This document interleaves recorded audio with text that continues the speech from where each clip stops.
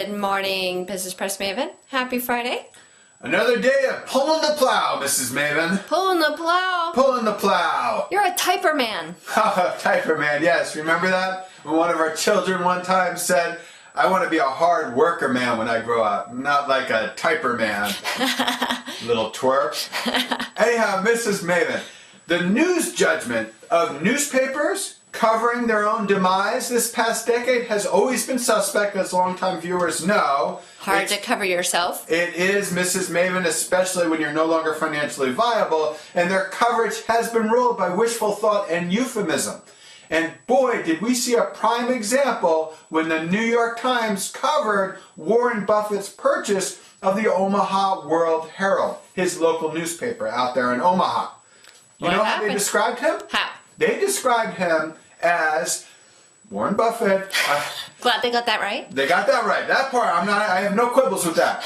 Okay? And they describe him as someone who, in the past, expressed reservations about the newspaper industry. Okay, so what's the problem with that? They left it at that, Mrs. Maven. That is such a temper take on what he said about the newspaper industry. And it means that they lost the possible significance of him buying this company, okay? Warren Buffett said that newspapers face, quote, unending losses, end quote. Unending losses, Mrs. Maven. That ain't good. No. He even joked that every time he goes to a funeral, he knows that newspapers have lost a reader that won't be replaced. Wow. Okay?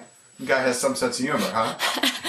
Anyhow, Mrs. Maven, the point is, he went from there to buying a newspaper. It's a little confusing. It is a little bit confusing. So that contradiction has to be answered, Mrs. Maven. Does he think that newspapers found a magic bean pixie dust way to survive? Well, possibly. But if you just say he had reservations, then you don't get to that point.